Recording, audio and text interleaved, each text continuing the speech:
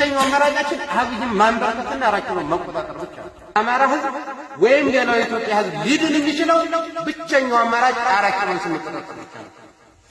ስለዚህ ይሄን ትግል ወይስ እሺ፣ የተከበራችሁ የሃይማኖት አባቶች፣ የተከበራችሁ ሀገር ሽማግሌዎች እንዲሁም የሰባት ለሰባ ክፍለ ጦር ከፍተኛ አመራሮች፣ የሰባት ለሰባ ክፍለ ጦር መላው ሰራዊት እንኳን ለዚህ ለተቀደሰች ቀን በሰላም አደረሳችሁ አደረሰን።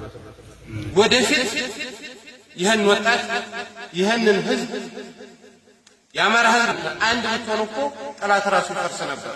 ኢቭን የመከላከያ ሰራዊት ጀነራሎች፣ ኮሎኔሎች አንድ ብትሆኑ ወደ እናንተ እንመጣ ነበር ነው። ይህንን በደንብ በማሰብ ይህን አንድነት ማምጣት ግዴታ ስለሆነ አንድነታችን አምጥተናል ማለት ነው። ስለዚህ ለቀጣይ ደግሞ የምንሰራው ምንድነው? ሸዋ፣ በጎጃም፣ በጎንደር፣ በወሎ ያለውን ወደ አንድ ጊዜ ማጠቃለል ስራ ነው የቀረን። ከዛ ውጭ ግን እውነት ለመናገር ካበደ ባትሉኝም የአማራ ፋኖ ምንም እንኳን ተከፋፍሎ ቢታገልም የአብይ አህመድን ሰራዊት ግን በአማራ ተራራ ላይ አብዛኞቹን አንኳር የሚባሉትን ግን ከነ መሳሪያቸው አስቀርተናቸዋል። ለዚህ የአማራ ህዝብ ትናንትና 20-30 እየሆንም በየተራራው ምን ያክል ስንማርካቸው እንደነበር እንታውቃለን። ህዝባችንም ሰራዊታችንም አንድነት ስለነበረ ዛሬ ግን እየበዛን ስለሄደ አንድነት ስለሌለን ያልተቻለም። ትናንትና ግን ህዝባችንን ይዘን ስንማርክ ነበር። ስለዚህ ያንንም ታሳቢ አድርገን ነው ወደ አንድ የመጣ ነውና እውነት ለመናገር ያብ አሉ የሚባሉ ጀነራሎች አሉ የሚባል ነባር ታጋይ በአማራ ተራራ ላይ ወርቋል። ለዚህ ማን ነው? የማን ነው ታሪክ ነው? የአማራ ህዝብ ታሪክ ነው፣ የራሳችን ነው ማለት ነው። ለዚህ ከፍተኛ ሞራል ተሰጥቶ ደስ ይላል።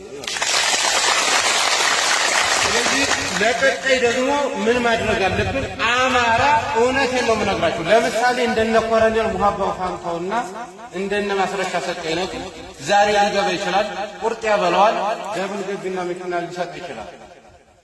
ነገር ግን እያንዳንዳችን አንድ ሆነ መታገል ካልቻልን ያጠፉናል። ነገ ጠዋት እነ ማስረሻ ሰጠይ ዝም ብላችሁ ጠብቁ። አሁን የሆነ ነገር ቢያደርጓቸው የአማራን ትግል ወክለናል ብለው ሲሞሻለቁ ኖረው አንድ እንዳንሆን ሲያደርጉ አሁን ግን ለይቶላቸው ወደ መንግስት ገብተዋል ማለት ነው።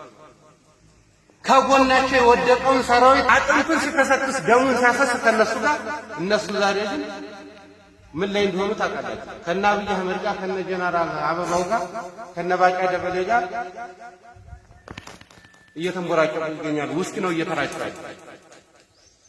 የጊዜ ጉዳይ ሊሆን ይችላል እንጂ የአማራ ህዝብ ትግል ደግሞ እያንዳንዱ እንደሚጠየቅ እንዳገራችሁ።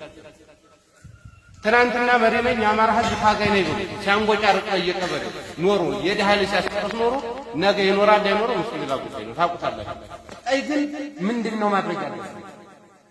በቃ አንድ ሆነን መታገል ብቸኛው አማራጭ ነው። አንድ ሆነን በየደረጃው ይሄ የአማራ ህዝብ ወጣት ይወጣ የግለሰብ ታጋይ አይደለም፣ የከሌ የሚባል አይደለም። የወጣው ለአማራ ህዝብ ትግል ነው።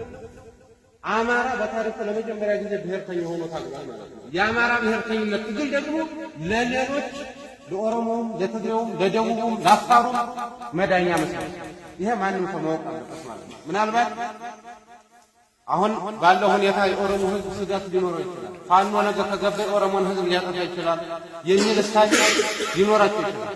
የአማራ ህዝብ ትግል ግን ፋኖ የወጣው ግን እንደ አማራ ይነሳል። ነገ እንደ ሀገር አባቶቹ የሰሩትን ሀገር መልሶ በታሪክ ሌሎች ብሔር ብሔረሰቦች እኩል የሚኖርባትን ሀገር ለመገንባት ይችላል። ስለዚህ ህዝብ እንደ ህዝብ በማንም ላይ ጥላቻ የለም። የኦሮሞ ህዝብ ምናልባት ትንሽ ፖለቲከኞች በአማራ ህዝብ ላይ ጦርነት ሊያውጁ ይችላሉ። እስካሁንም ሲያስገድሉን ሲገሉ ኖረዋል። እነሱ ብቻ አይደሉም።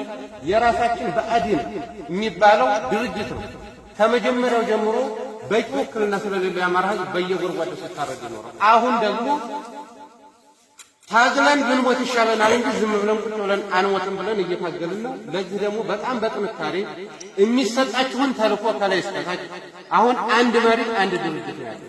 ከዛ ውጭ በየሸንተረሩ በየሸለቆው ይሄን ፋኖ ነው ይሄ ከሌፋኖ ነው የሚባል ነገር የለም።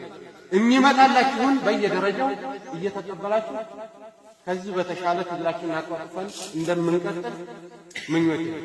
ስለዚህ የአማራ ህዝብ ሁሉም ፋኖ ይሄ ወራሪ መንግስት የአማራን ህዝብ ሊያበሳቁ የአማራን ህዝብ ከምድረ ገጽ ሊያጠፋ ነው የመጣው።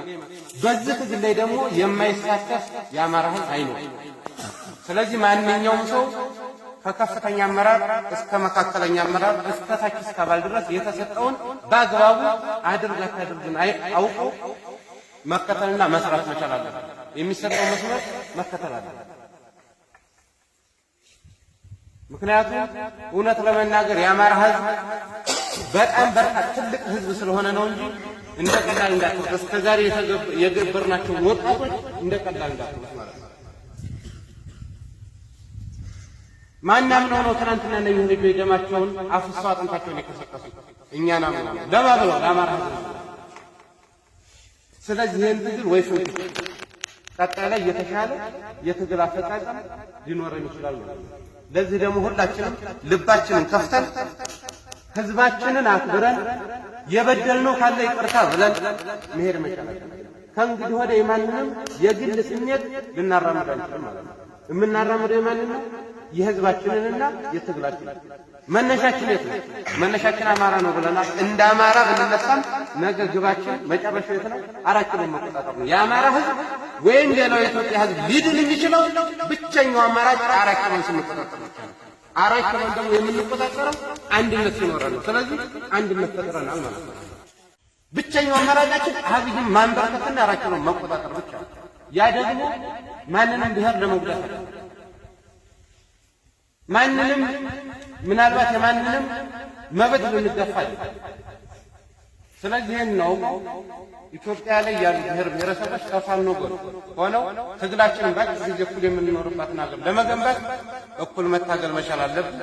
ከዛ ውጭ ግን እውነት ለመናገር ዛሬ ስንናፍቃቸው የነበሩ ሃይማኖት አባቶች፣ ሀገር ሽማግሌዎች ወንድሞቻችን እዚህ በመገኘታቸው እውነት ለመናገር በጣም ትልቅ ደስታ አለ ማለት ነው። ስለዚህ በዚህ ልክ አባቶቻችን ወደፊት የሚመክሩንን ህዝባችንን ደግሞ ይቅርታ የምንለው ካለ ይቅርታ እያልን ህዝባችን በማንኛውም ከጎናችን ነው። እኛ ግን የሄደውም ፈረሱን ፊት ለፊት ነው። እንግዲህ አንድነቱን መጥቷል። ስለዚህ ጠንክረን መታገል አለብን የሚል ሀሳብ ነው ያለን። በተረፈ እንወዳችኋለን፣ እናከብራችኋለን። ስላገኘኋችሁ በጣም ደስ ብሎኛል። አመሰግናለሁ።